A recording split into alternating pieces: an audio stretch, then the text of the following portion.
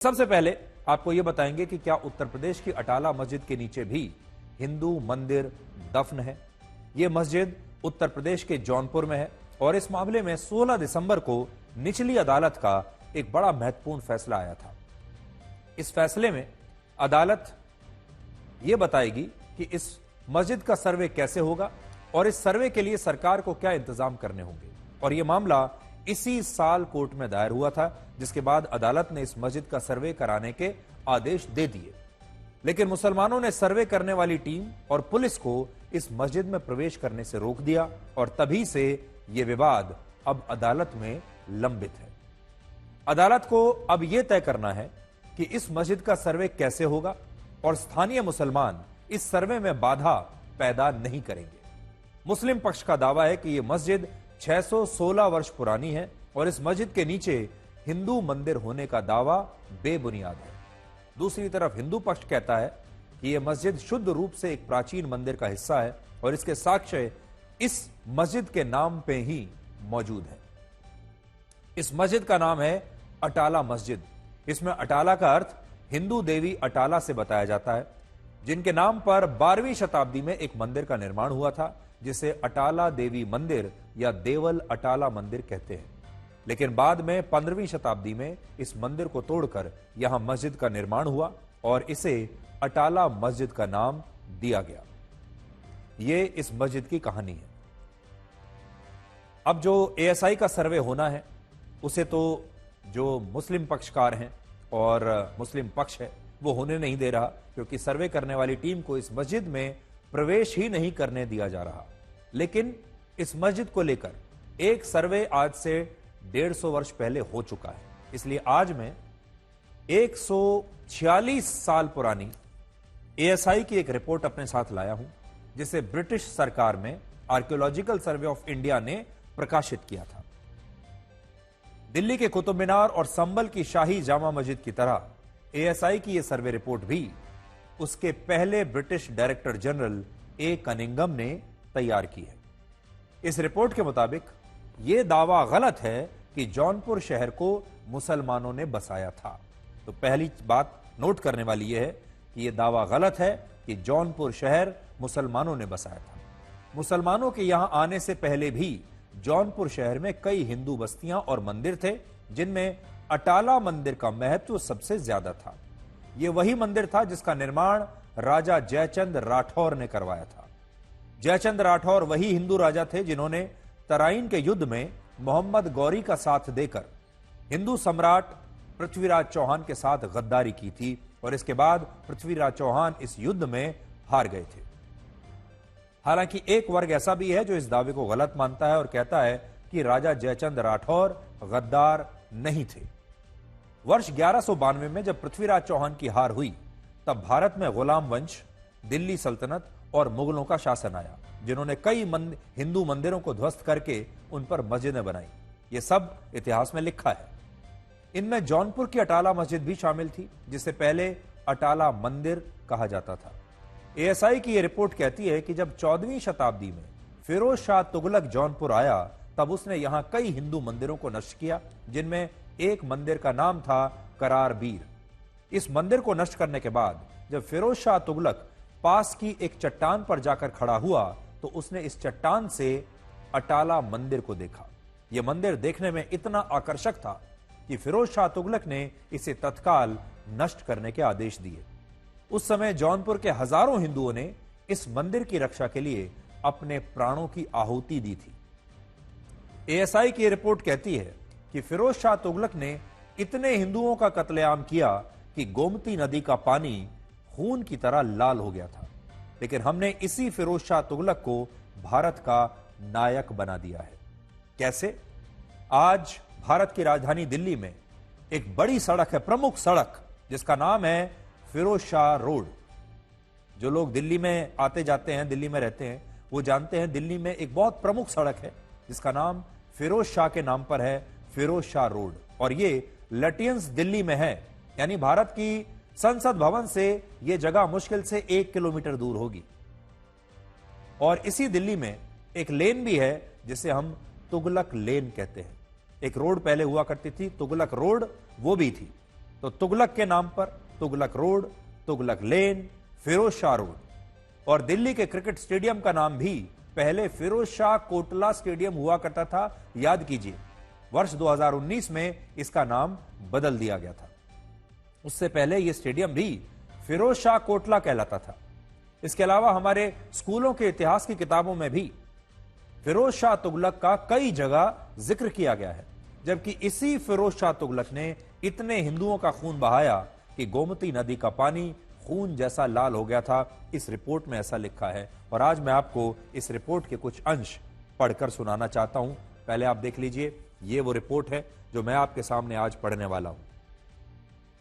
ये रिपोर्ट आप ध्यान से देख लीजिए, एएसआई की रिपोर्ट है।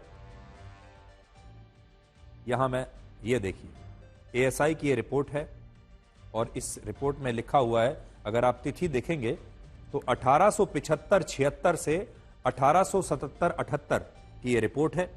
ये भी आप देख सकते हैं, लगभग 150 वर्ष पुरानी ये रिपोर्ट है, और इसे आर्कियोलॉजिकल सर्वे ऑफ इंडिया ने तैयार किया है। और ये वो समय था जब एएसआई में ब्रिटेन के अधिकारी हुआ करते थे, क्योंकि तब हमारे यहां अंग्रेजों का शासन था। अब देखिए ये रिपोर्ट क्या कहती है। इस रिपोर्ट में लिखा है, हिंदी में आपको उसका ट्रांसलेशन करके मैं बता रहा हूं। फिरोज शाह तुगलक ने जौनपुर में करार बीर के मंदिर को नष्ट करने के बाद किले की नींव रखी। उसके बाद वो एक चट्टान पर जाकर खड़े हुए तो उन्होंने अटाला मंदिर को देखा। मंदिर को देखने के बाद इसे नष्ट करने के आदेश दिए। वहां के हिंदू, जिन्हें इस तरह के दिन की पहले से ही उम्मीद थी, सभी हिस्सों और दिशाओं से इकट्ठा हुए। हिंदुओं ने मंदिर तोड़ने आए फिरोज शाह तुगलक के सैनिकों पर हमला कर दिया और उन्हें वहां से भगा दिया। बाद में फिरोज शाह तुगलक की सेना ने हिंदुओं पर हमला किया और हजारों हिंदुओं को मौत के घाट उतार दिया। इस कत्लेआम में गोमती नदी इन हिंदुओं के खून से लाल हो गई थी। बाद में सुल्तान फिरोज शाह ने हिंदुओं के साथ समझौता कर लिया। ये साफ साफ इस एएसआई की रिपोर्ट में लिखा हुआ है। यहां हमें उन हिंदुओं को याद करना चाहिए, याद रखना चाहिए, जिन्होंने अपनी कुर्बानी देकर उस समय इस अटाला मंदिर को नष्ट होने के बाद भी इस पर मस्जिद बनने से बचा लिया था। फिरोज शाह तुगलक और हिंदुओं के बीच बाद में समझौता हुआ कि अगर हिंदू इस बात के लिए तैयार हो जाए कि वो ध्वस्त हो चुके मंदिरों का जीर्णोद्धार नहीं करेंगे, वहां पूजा पाठ करना छोड़ देंगे, शंख नहीं बजाएंगे, तो फिरोज शाह तुगलक की सेना भी जौनपुर में और दूसरे हिंदू मंदिरों को नष्ट नहीं करेगी। यह समझौता कई वर्षों तक लागू रहा, लेकिन सोचिए यह समझौता कैसा रहा होगा जिसमें हिंदुओं को मंदिरों में ही पूजा पाठ करने से रोक दिया गया, शंख बजाने से रोक दिया गया। लेकिन बाद में 15वीं शताब्दी में सुल्तान इब्राहिम शाह का शासन आया और उसने इस समझौते को समाप्त कर दिया। उसने सबसे पहले हिंदुओं पर अत्याचार करने शुरू किए। घरों के बाहर हिंदुओं के पूजा पाठ करने पर पाबंदी लगा दी, आज वैसे ही जैसे बांग्लादेश में हो रहा है। हिंदुओं के अंतिम संस्कार पर टैक्स लगा दिया गया, जिसे जजिया कहा गया, और आखिर में हिंदुओं को जौनपुर खाली करने का आदेश दे दिया गया। सुल्तान इब्राहिम शाह के अत्याचारों और धमकी के बाद जब ज्यादातर हिंदू जौनपुर शहर को छोड़कर चले गए, तब उसने हिंदू मंदिरों को तोड़कर उन पर नई मस्जिदें बनानी शुरू की, और इसी कड़ी में वर्ष 1408 में अटाला मंदिर पर इस अटाला मस्जिद का निर्माण हुआ। एएसआई की इसी रिपोर्ट में यह भी लिखा है कि अटाला मस्जिद को कोई भी देखकर यह बता सकता है कि यह एक मस्जिद नहीं बल्कि एक मंदिर है। इस रिपोर्ट में जेम्स फर्गुसन का जिक्र है, जो स्कॉटलैंड के एक मशहूर आर्किटेक्ट थे। वो 19वीं शताब्दी में भारत आए थे और उन्होंने अपनी पुस्तक में लिखा कि अटाला मस्जिद का निर्माण प्राचीन हिंदू मंदिर को तोड़कर ही हुआ है, और आज भी इस मस्जिद के स्तंभ गोलाकार ना होकर वर्गाकार आकृति के हैं। वर्गाकार को स्क्वायर पिलर भी कहते हैं अंग्रेजी में, और एएसआई की रिपोर्ट में लिखा है कि इन स्तंभों को प्राचीन मंदिर के गोलाकार स्तंभों को काट कर बनाया गया, और हिंदू पक्ष का कहना है कि इसी सच को छिपाने के लिए स्थानीय मुसलमान कोर्ट द्वारा नियुक्त किए गए अधिकारियों को मस्जिद में जाने से रोक रहे हैं। अब आप जौनपुर की इसी मस्जिद से हमारी ये ग्राउंड रिपोर्ट देखिए। ये वो मस्जिद है अटाला मस्जिद, जो यहाँ पर निर्मित है और आपको एक ऊपर ध्वज लहराता हुआ नजर आ रहा होगा। थोड़ा सा करीब अगर हम इसके चलेंगे तो आपको दिखाऊंगा मैं कि यहाँ पर उर्दू में तमाम चीजें यहाँ लिखी हुई हैं मस्जिद के आसपास। मस्जिद के बाहर का ये हिस्सा है, अंदर जाना अभी फिलहाल यहाँ पर परमिसिबल नहीं है, अलाउड नहीं है। हिंदू पक्ष का ये कहना है कि ये 13वीं शताब्दी में राजा जयचंद्र राठौर द्वारा बनाया गया अटाला देवी मंदिर है। अटाला देवी उस वक्त राजपूतों की कुल देवी भी कही जाती थी, जिसके बाद मोहम्मद बिन तुगलक, जब तुगलक डायनेस्टी यहाँ पर आई, उसके बाद इस मंदिर को तोड़ा गया और नवनिर्मित किया गया एक मस्जिद के रूप में। और अगर आप यहाँ पर आकृतियां बाहर भी देखेंगे तो आप आकृतियों से काफी कुछ समझ पाएंगे। थोड़ा जूम करिएगा, यहाँ पर थोड़ा जूम करिएगा, बाहर जो मस्जिद की आकृतियां बनी है उन पर भी थोड़ा सा जूम करिएगा। लेकिन क्योंकि ये मामला इस वक्त कोर्ट में है, दोनों पक्ष की सुनवाई चल रही है, तो पुलिस फोर्स जो है उसे भी यहाँ पर इस पूरे इलाके में बढ़ाया गया है। ये जो तस्वीर आपको सामने से कैमरामैन गौरव दिखा रहे हैं, ये अटाला मस्जिद की है। टॉप व्यू पर हम इसलिए आए हैं जिससे आपको एक साफ सुथरी पिक्चर दिखा सकें। एक इमारत आपको आगे की दिख रही है, उसके ठीक पीछे उससे भी बड़ी लंबी एक इमारत आपको नजर आ रही है। फिर अगली तस्वीर आप देखिए सामने की, जिसमें आपको मैं एक गुंबद दिखाऊंगा। इस तरह के लगभग 2 से 3 गुंबद इस मस्जिद में हैं, जिसमें हिंदू पक्ष दावा कर रहा है कि गुंबद जो है ये भी मंदिर का ही अवशेष है और इसके ऊपर से मस्जिद बनाए गए। 1882 से हमारे पास रेवेन्यू रिकॉर्ड्स है कि अटाला मस्जिद है, आज तक का रेवेन्यू रिकॉर्ड है। असेसमेंट जो है नगर पालिका परिषद का सब में दर्ज है। कहीं असला मंदिर हमको नहीं रेवेन्यू रिकॉर्ड मिला आज तक। काफी वरिष्ठ हैं, यहाँ रहे हैं सालों से, आपने क्या सुना है कि मंदिर है या मस्जिद है? नहीं, वो कुछ लोग कहते हैं, या जो पुराने लोग हैं या जो इतिहास के प्रेमी हैं, तो वो लोग बताते हैं कि पहले मंदिर था तो बाद में मुगल काल में ये चेंज हुआ। तो ये तो लगभग आप अगर सर्वे करेंगे तो नीचे तो आपको मिलेगा ही, कुछ ना कुछ तो मिलेगा ही। महाराजा विजय चंद्र ने अटाला देवी मंदिर की स्थापना की थी। बाद में फिरोज शाह तुगलक का जब यहाँ जौनपुर पर आधिपत्य हुआ तो उसने जो है अटाला देवी मंदिर को तोड़ करके उसको मस्जिद का स्वरूप दे दिया। नीचे का स्ट्रक्चर मंदिर का आज भी मौजूद है। उसके पिलर पर हुई नक्काशी, फूल पत्तियां, स्वास्तिक के चिन्ह, गुड़हल के फूल, कमल के फूल, इस तरीके के तमाम पवित्र चिन्ह वहां अटाला मस्जिद की दीवारों पर अंकित हैं। इसमें माननीय न्यायालय का पूर्व का आदेश पैमाइश के संबंध में जुलाई 2024 में पारित हुआ था। उसके संबंध में पैमाइश के लिए टीम गई हुई थी, जिसमें मुस्लिम पक्ष के तमाम लोगों द्वारा भीड़ इकट्ठा करके प्रतिरोध करने का प्रयास किया गया था, जिसकी वजह से पैमाइश नहीं हो सकी थी। माननीय न्यायालय ने 16 दिसंबर की तिथि नियत की है इस संबंध में कि कैसे क्या टीम होगी, क्या पैमाइश होगी, कब होगी, किस तरह से होगी, इसकी सारी रूपरेखा माननीय न्यायालय द्वारा 16 दिसंबर को तय की जाए। सुप्रीम कोर्ट के पूर्व मुख्य न्यायाधीश जस्टिस DY चंद्रचूड़ ने कहा था कि वर्ष 1991 का प्लेसेस ऑफ वर्शिप एक्ट किसी भी धार्मिक और पूजा स्थल का सर्वे कराने पर रोक नहीं लगाता, लेकिन इसके बावजूद पहले संभल में शाही जामा मस्जिद का सर्वे कराने के दौरान पुलिस पर हिंसक भीड़ ने हमला किया और अब जौनपुर में भी स्थानीय मुसलमान सर्वे करने वाली टीम को अटाला मस्जिद का सर्वे करने से रोक रहे हैं। हमें लगता है कि मुस्लिम पक्ष को ऐसा नहीं करना चाहिए, क्योंकि इससे लोगों में शक और भी ज्यादा बढ़ेगा।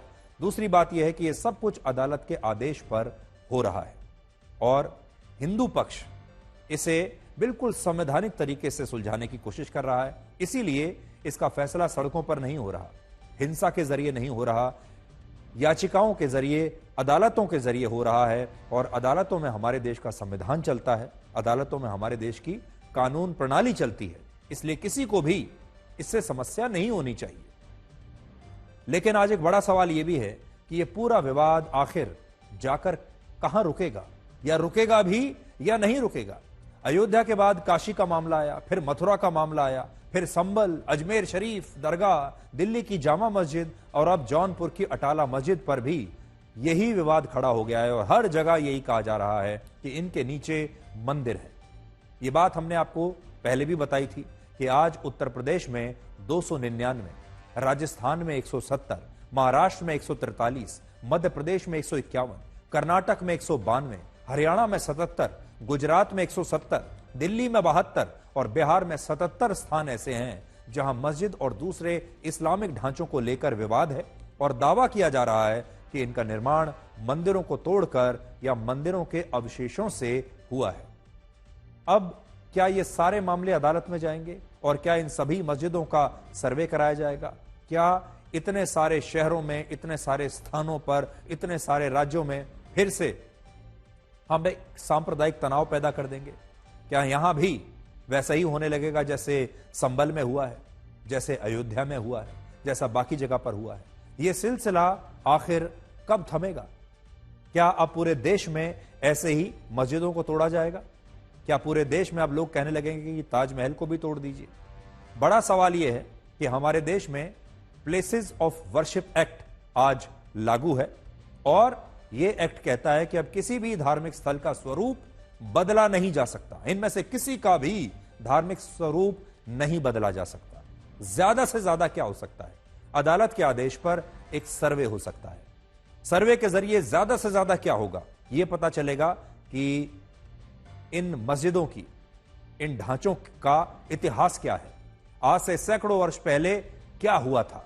क्या वाकई मंदिरों को तोड़ा गया था? क्या वाकई मंदिरों को नष्ट करके उनके ऊपर ये मस्जिदें बनाई गई हैं? बस ये पता चलेगा, इस देश के लोगों को ये इतिहास पता चल जाएगा। लेकिन बड़ी बात यह है कि इस समय जो इस्लाम को मानने वाली आज की पीढ़ी है, उसे आप हजारों वर्ष पहले, सैकड़ों वर्ष पहले जो कुछ हुआ उसके लिए जिम्मेदार नहीं मान सकते। यह एक बहुत बड़ी बात है। इसलिए हिंदू पक्ष हो या मुस्लिम पक्ष हो, अब इन दोनों को ही यह ध्यान रखना होगा कि अब इस देश में दूसरा अयोध्या नहीं होना चाहिए। इतनी सारी जगहों पर सांप्रदायिक तनाव पैदा करके कुछ नहीं होने वाला। हां, यह हो सकता है कि कुछ नेताओं का फायदा हो जाए, यह हो सकता है कि कुछ पार्टियों का फायदा हो जाए, यह हो सकता है कि आने वाले चुनावों में कुछ नतीजे इधर से उधर हो जाएं। इतना जरूर हो सकता है। और एक बात साफ है कि जहां तक इतिहास को जानने की बात है, इस देश के लोगों को और हिंदुओं को भी और मुसलमानों को भी सही इतिहास जानने का पूरा अधिकार है। यह इतिहास भारत का है, इसमें हिंदुओं का इतिहास भी आता है, मुसलमानों का इतिहास भी आता है। इसलिए दोनों पक्षों को, दोनों धर्म के लोगों को इस देश का इतिहास जानना चाहिए। अगर सैकड़ों वर्ष पहले कोई गलती हुई है तो अब उस गलती को भूलकर हमें मिलकर एक साथ आगे बढ़ना चाहिए। तभी भारत का भविष्य बेहतर होगा और जो इतिहास में हो चुका है उसे हम भूल पाएंगे। अब हम आपको आज की राजनीति के बारे में बताते हैं और आपको विपक्ष के नेता राहुल गांधी और पश्चिम बंगाल की मुख्यमंत्री ममता बनर्जी के बीच एक तुलनात्मक विश्लेषण हम दिखाने वाले हैं। यह विश्लेषण बड़ा दिलचस्प होगा क्योंकि इस समय विपक्ष के इंडिया गठबंधन में कप्तान को लेकर, यानी लीडर को लेकर विवाद चल रहा है।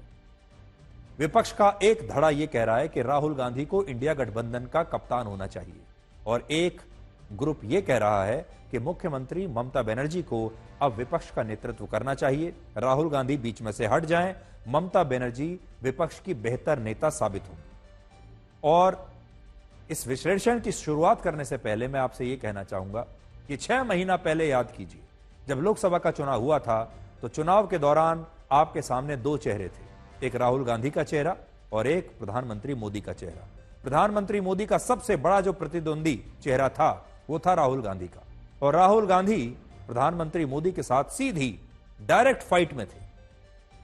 लेकिन 6 महीने के अंदर ही ऐसा हुआ कि अब यह कहा जा रहा है कि राहुल गांधी को प्रधानमंत्री मोदी से लड़ने से पहले ममता बनर्जी से लड़ना होगा। यह सारी बहस ममता बनर्जी के उस बयान से शुरू हुई जिसमें उन्होंने कहा था कि वो विपक्ष के गठबंधन का नेतृत्व करना चाहती है, और यह बयान कांग्रेस के कई नेताओं को पसंद नहीं आया और उन्होंने इस पर कोई प्रतिक्रिया तो नहीं दी। लेकिन इंडिया गठबंधन के नेता इस मुद्दे पर खुलकर अपनी राय देने लगे। लालू यादव, शरद पवार, उद्धव ठाकरे और सीपीआई ने कहा कि ममता बनर्जी को इंडिया गठबंधन का नेतृत्व करना चाहिए, जबकि कांग्रेस इसका विरोध कर रही है और वो राहुल गांधी को ही विपक्ष का सबसे बड़ा नेता मानती है।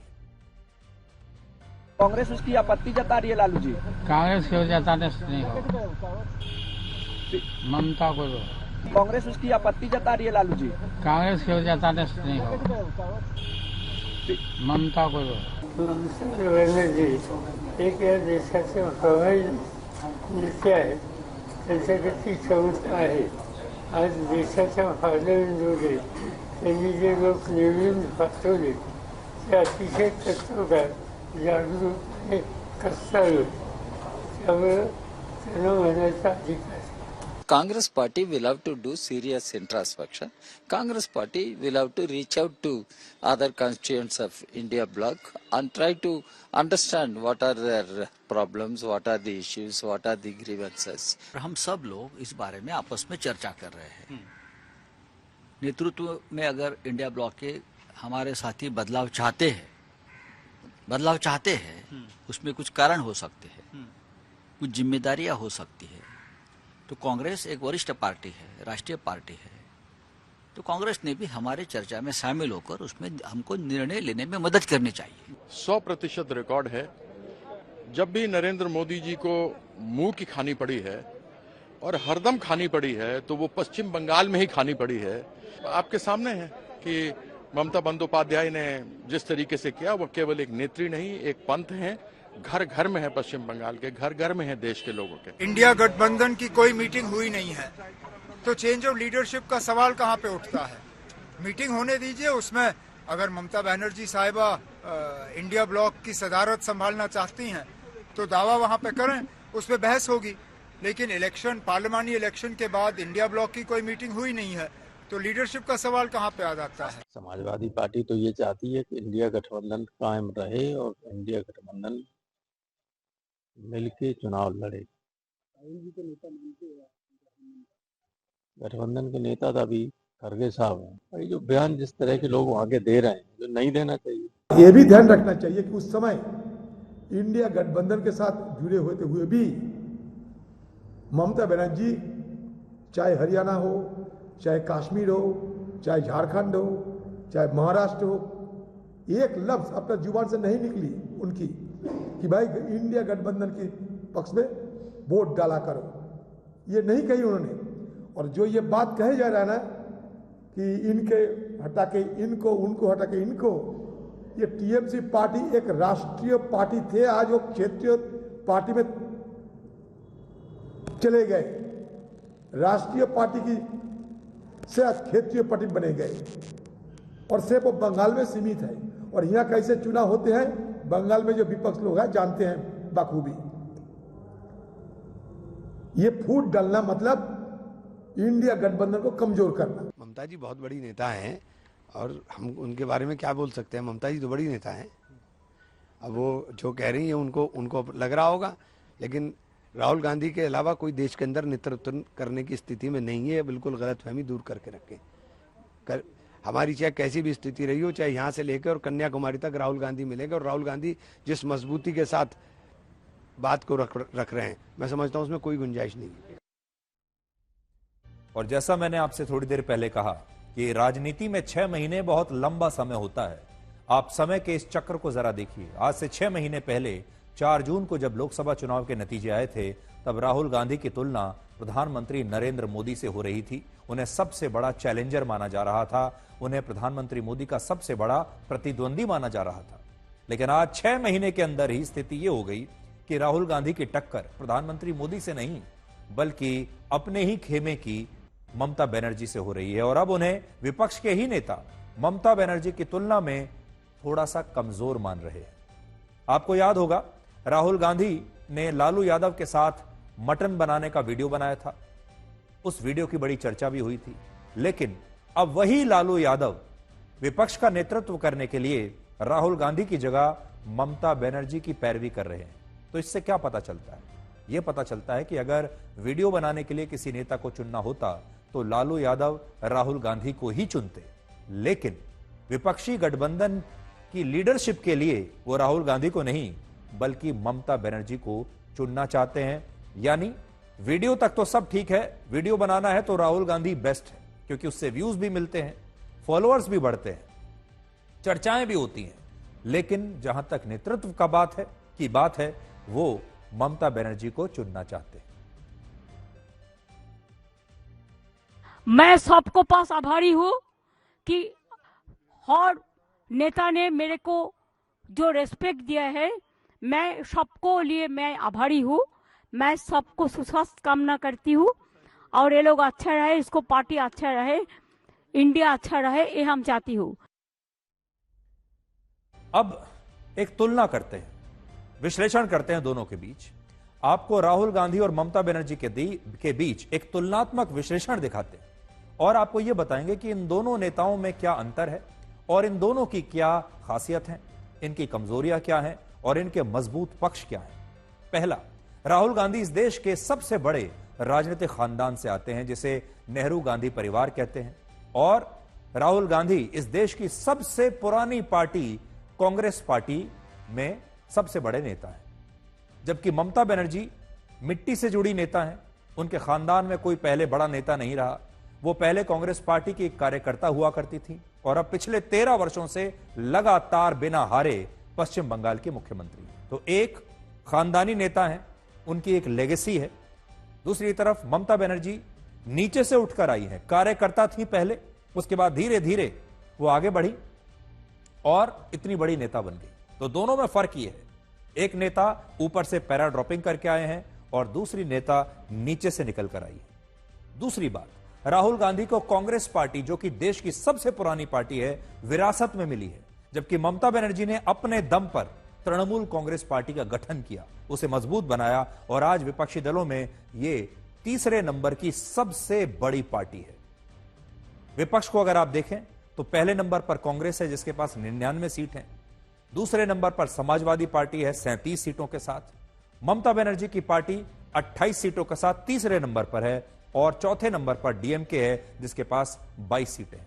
तो अगर आप सीटों की संख्या के आधार पर जाएंगे तो फिर कांग्रेस पार्टी का दावा सबसे मजबूत बनता है क्योंकि विपक्ष में वो सबसे बड़ी पार्टी है।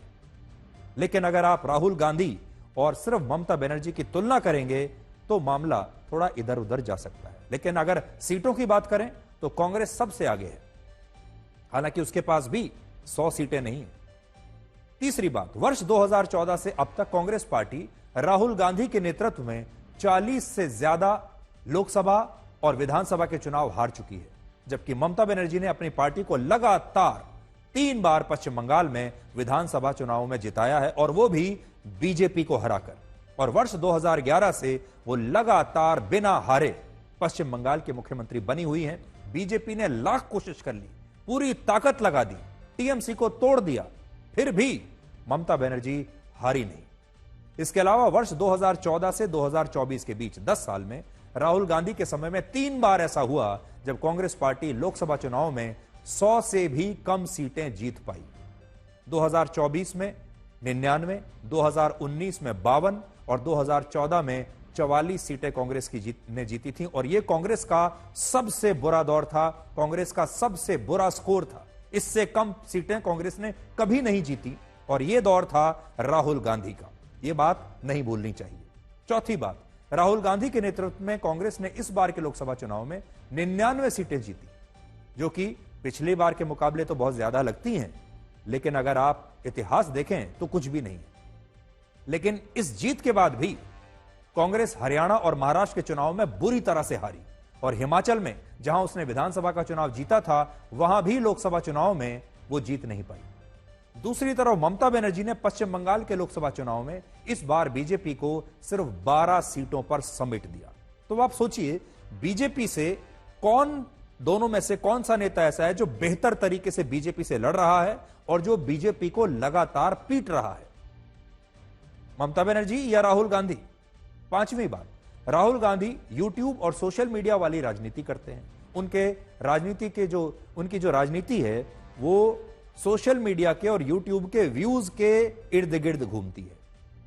वो वीडियोस बनाते हैं यूट्यूब पर, वीडियोस को अपलोड करते हैं, सोशल मीडिया पर बहुत एक्टिव हैं, उनके फॉलोअर्स हैं, उनके व्यूज आते हैं। तो उनकी जो पूरी राजनीति है व्यूज के आसपास घूमती है, जबकि ममता बनर्जी की राजनीति वोट और वोटरों के आसपास घूमती है और वो एक फाइटर हैं, जनता से जुड़ी हुई नेता हैं।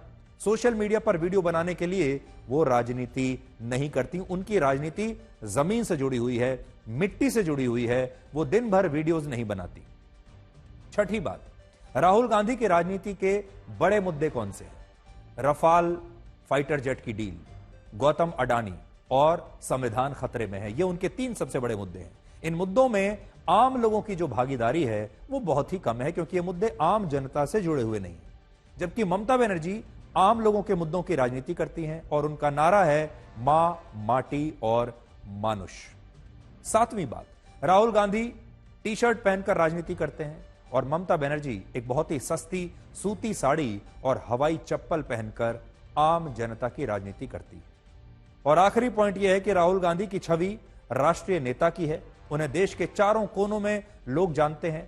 देश के हर राज्य में कांग्रेस के कार्यकर्ता आज भी सक्रिय हैं, इसलिए जिसको हम अंग्रेजी में कहते हैं पैन इंडिया, तो विपक्ष के सबसे बड़े पैन इंडिया लीडर अभी भी राहुल गांधी ही हैं, क्योंकि उनकी जो रिकॉल वैल्यू है देश के हर कोने में, हर राज्य में, वो ममता बनर्जी से ज्यादा है। जबकि ममता बनर्जी की छवि आज भी एक राष्ट्रीय नेता की नहीं बन पाई है और उनकी राजनीति पश्चिम बंगाल या फिर कुछ हद तक दिल्ली तक सीमित है। अगर ममता बनर्जी को राष्ट्रीय राजनीति में अपना कद बढ़ाना है तो उन्हें लोकसभा में भी अपनी सीटें थोड़ी और बढ़ानी पड़ेंगी, और अभी लोकसभा में उनके पास सिर्फ 28 सीटें हैं। संक्षेप में कहें तो राहुल गांधी के पक्ष में 4 बातें जाती हैं। पहला, वो विपक्ष के अकेले नेता हैं जिन्हें देश के सभी राज्यों के लोग जानते हैं। दूसरा, वो उत्तर भारत की राजनीति भी करते हैं और दक्षिण भारत की भी। वो उत्तर भारत के उत्तर प्रदेश के रायबरेली से सांसद हैं और देश की राजनीति के लिए यूपी से सांसद होना बहुत जरूरी माना जाता है। तीसरा, देश भर में कांग्रेस पार्टी के कार्यकर्ताओं के फुटप्रिंट्स हैं, इसलिए उन्हें पूरे देश में उनके लिए काम करने वाले लोग मौजूद हैं। और चौथा, राहुल गांधी के पास नेहरू गांधी परिवार और खानदान की विरासत है।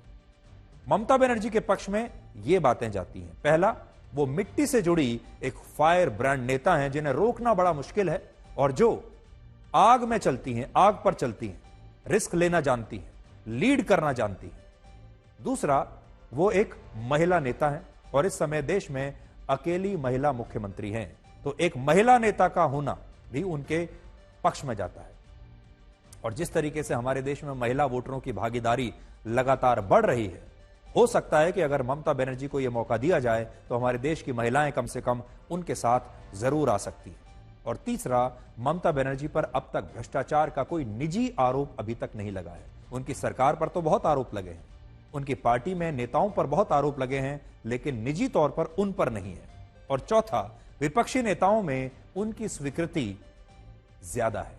विपक्ष के नेता आज भी अगर एक नया प्रयोग करना चाहें और देखना चाहें कि क्या वो एक नए नेता को मौका देंगे, और वो नया नेता हो सकता है राजनीति के पुराने जमाने के स्टाइल को बदल दे। हालांकि राहुल गांधी ने भी उसे बदलने की कोशिश की है, लेकिन ममता बनर्जी को भी अगर यह मौका मिलता है तो हो सकता है कि वो इंडिया गठबंधन को आज जहां है उससे थोड़ा आगे और ले जा पाए। तो ये दोनों नेताओं के बीच एक तुलना थी। अब यह फैसला हम और आप नहीं कर सकते, यह फैसला इंडिया गठबंधन के नेता करेंगे अगर उनकी बैठक में यह मुद्दा उठता है तो। लेकिन हमने आज उनकी एक मदद करने की कोशिश की है कि जब वो आकलन करेंगे तो ये पॉइंट्स पर वो सोच सकते हैं। अब हम आपको प्रधानमंत्री मोदी का फिल्म डायरेक्टर वाला रूप दिखाएंगे, जहां वो खुद कट करते हैं, जहां वो खुद कहते हैं कट। आज प्रधानमंत्री मोदी ने बॉलीवुड के कपूर खानदान से मुलाकात की है। कपूर खानदान को आप ये समझ लीजिए कि वो हिंदी फिल्म इंडस्ट्री की फर्स्ट फैमिली है।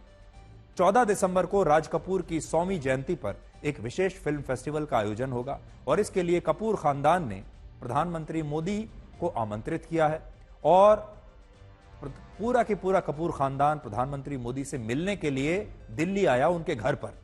इस मौके पर रणबीर कपूर, करीना कपूर, आलिया भट्ट, सैफ अली खान, करिश्मा कपूर और कपूर खानदान के दूसरे मेंबर्स ने प्रधानमंत्री मोदी से मुलाकात की उनके घर पर जाकर। और मिलने के बाद उन्होंने क्या कहा?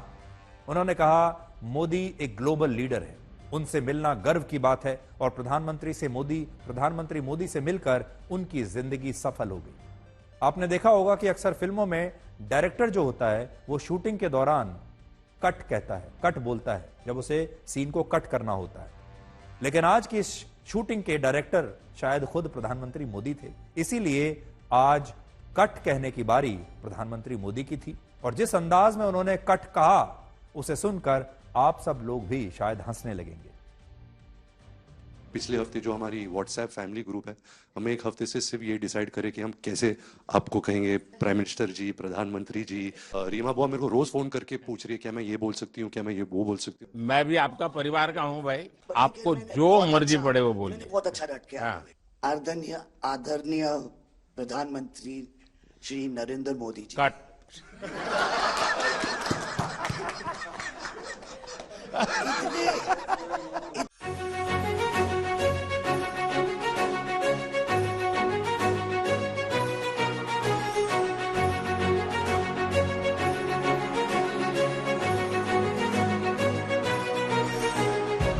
एक हफ्ते से सिर्फ ये डिसाइड करें कि हम कैसे आपको कहेंगे प्राइम मिनिस्टर जी, प्रधानमंत्री जी। मैं भी आपका परिवार का हूँ भाई।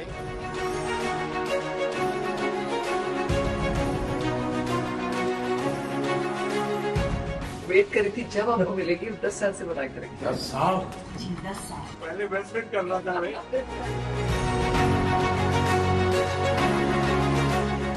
राज कपूर साहब ने दुनिया में भारत के सॉफ्ट पावर की ताकत को एस्टैब्लिश कर दिया।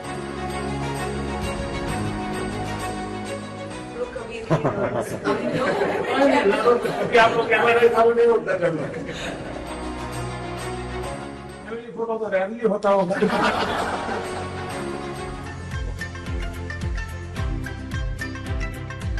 आज हमारे कपूर फैमिली के लिए बहुत ही स्पेशल दिन है। प्रधानमंत्री जी ने श्री राज कपूर को इतना सम्मान दिया, उन्होंने हमें अपना कीमती वक्त दिया। इस मुलाकात के लिए हम ज़िंदगी भर आभार रहेंगे and thank you so much. जब हमारी उनके साथ सिट डाउन जैसे गपशप हुई तो बहुत मज़ा आया, क्योंकि हम उनसे बहुत सारे पर्सनल सवाल भी पूछे। उन्होंने बहुत ही फ्रेंडली नेचर से हमसे बात की, तो आई थिंक जो हमारे अंदर जो नर्वसनेस थी, हम सबकी हवा टाइट थी, लेकिन he was very good. He made us all feel very comfortable and I really thank him. मेरा तो हमेशा ड्रीम रहा है कि मैं उनके साथ, हमारे प्रधानमंत्री मोदी जी के साथ उनके बगल में बैठ के कुछ शब्द बोलूँ। ये तो हमेशा मेरे मन में था कि एक बार ऐसे होना है लाइफ में। And I am so happy कि मेरे दादाजी के 100th बर्थडे पर ये मौका मिला मुझे उनके साथ एक कमरे में बैठ करके हमारे पूरी फैमिली के साथ उनके आसपास बैठना। आई थिंक उनकी जो एनर्जी है, एक पीसफुल सा, एक पॉजिटिव एनर्जी रहा है and he truly is a global leader. उनकी एनर्जी, उनकी एक काइंडनेस और जो जेस्चर उन्होंने जैसे हमें वेलकम किया और एक राज कपूर जी के बारे में इतना बात किया, बहुत अच्छे सजेशंस और आइडियाज़ भी दी कि हम और क्या क्या कर सकते हैं उनकी लेगेसी को आगे बढ़ाने के लिए और दुनिया को एजुकेट करने के लिए। तो बहुत ही अच्छा लगा, बहुत ही एक प्राउड मोमेंट है हमारे लिए for the family. Raj Kapoor जी जो मेरे दादाजी हैं को इतना प्यार, इतना सम्मान दिया, परिवार को भी मैं बहुत ही ओवरवेल्म्ड हूँ। I think this has been a very monumental, बहुत ही मेमोरेबल डे है हमारी जिंदगी में। So thank you so much Modi ji कि आपने हमें ये मौका दिया आपके साथ ये वक्त बिताने का, और दादाजी को इतना जो आपने सम्मान दिया, प्यार दिया। एक अच्छा प्रेजेंस लगता है कि हम एक लीडर से बात कर रहे हैं, अपने नेशन के हेड से बात कर रहे हैं, तो एक बहुत वार्म फीलिंग भी लगता है। एक बहुत अच्छी बात की कि राज कपूर साहब का सॉफ्ट पावर जो इंटरनेशनली है, जो इतना प्राइड है लोगों को ईस्टर्न यूरोप में, रशिया में, सेंट्रल यूरोप में बहुत लोग जानते हैं। तो वो कह रहे थे कि हमें एक डॉक्यूमेंट्री या एक फिल्म बनानी चाहिए और किसी तरह इस मेमोरी को जारी रखनी चाहिए और डेवलप करनी चाहिए एक फिल्म। हमने उनके साथ इतनी बातें की, तो आज बस उनसे मिलके इतना मज़ा आया जैसे हमारे एक परिवार का हिस्सा हो। तो मैं यही कहना चाहूँगी कि ज़िंदगी मेरी सफल हो गई नरेंद्र मोदी जी से मिलके आज।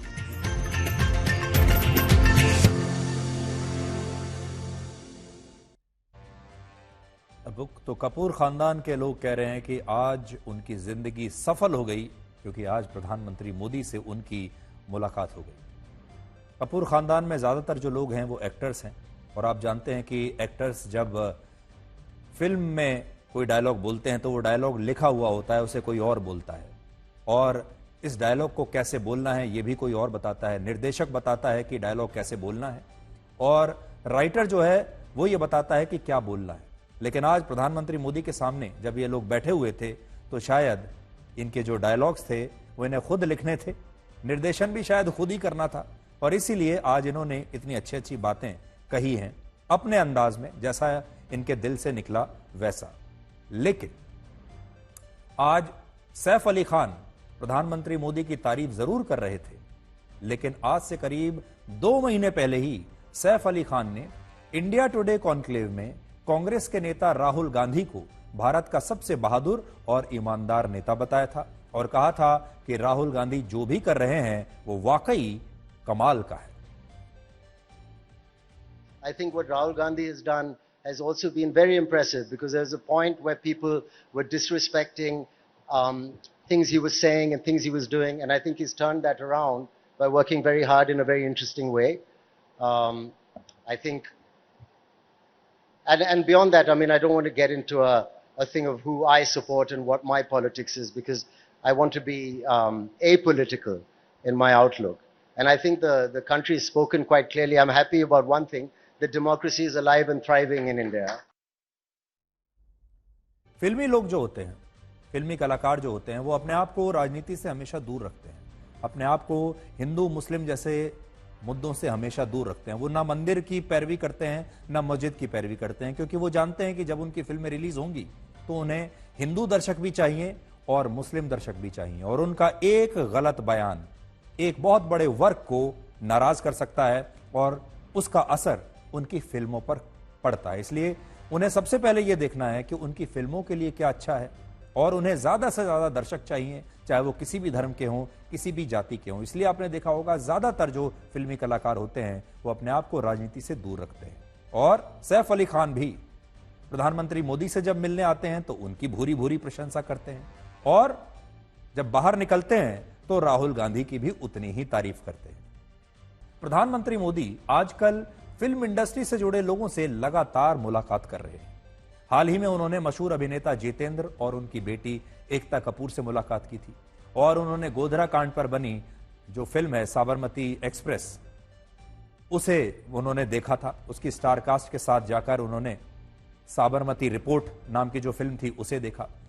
उन्होंने साबरमती रिपोर्ट को प्रमोट किया, उसके बारे में सार्वजनिक रूप से कहा, खुद फिल्म देखकर लोगों को प्रेरित किया कि वो भी जाएं और सिनेमा हॉल में इस फिल्म को देखें। और इसी तरह उन्होंने इससे पहले कश्मीर फाइल्स जो फिल्म आई थी उसे भी उन्होंने सार्वजनिक रूप से उन्होंने प्रमोट किया था, और यह फिल्म सुपरहिट हुई थी। अक्टूबर 2019 में उन्होंने कई बड़े फिल्मी कलाकारों और अभिनेताओं से, अभिनेत्रियों से अपने घर पर उन्हें बुलाकर उनसे मुलाकात की थी। तब उस मुलाकात की भी बड़ी चर्चा हुई थी। अब आपके मन में यह सवाल जरूर होगा कि फिल्मी कलाकारों से प्रधानमंत्री मोदी की इस मुलाकात के क्या मायने हैं। असल में हमारे देश की जो फिल्में हैं उनमें हमेशा से धर्मनिरपेक्षता को बहुत सिलेक्टिव तरीके से दिखाया गया है। हमारे देश में अमर अकबर और एंथनी जैसी फिल्में बनी, और इन फिल्मों से भारत के सामाजिक ताने बाने को इस तरह से दिखाया गया जिसमें उस जमाने की सरकारों की तुष्टीकरण की नीतियां साफ दिखाई देती थी। लंबे समय तक हमारे देश की फिल्मों में आतंकवादियों को एक शरीफ स्कूल टीचर का मासूम बेटा कहकर दिखाया जाता था, ऐसा बेटा जिसके बड़े बड़े सपने थे, और जब वो सपने टूटे तो वो गलती से आतंकवादी बन गया। लेकिन अब हमारी फिल्मों में उन मुद्दों को भी उठाया जा रहा है जिनकी पहले कोई बात नहीं करता था, जिन्हें सांप्रदायिक मुद्दे बताकर अक्सर खारिज कर दिया जाता था। और ये एक बहुत बड़ा बदलाव है फिल्मों में भी और समाज में भी। आज आपको यह देखना चाहिए कि फिल्म किसी समाज के लिए और किसी देश के लिए कितना बड़ा काम कर सकती है, और इसके लिए आज मैं आपको अमेरिका और हॉलीवुड का उदाहरण देना चाहता हूं। अमेरिका जैसे देश ने अपनी फिल्म इंडस्ट्री को अपनी सबसे बड़ी सॉफ्ट पावर बना लिया। आज अगर दुनिया में अमेरिका की छवि एक सुपर पावर की है तो इसके पीछे हॉलीवुड की फिल्मों का सबसे बड़ा हाथ है।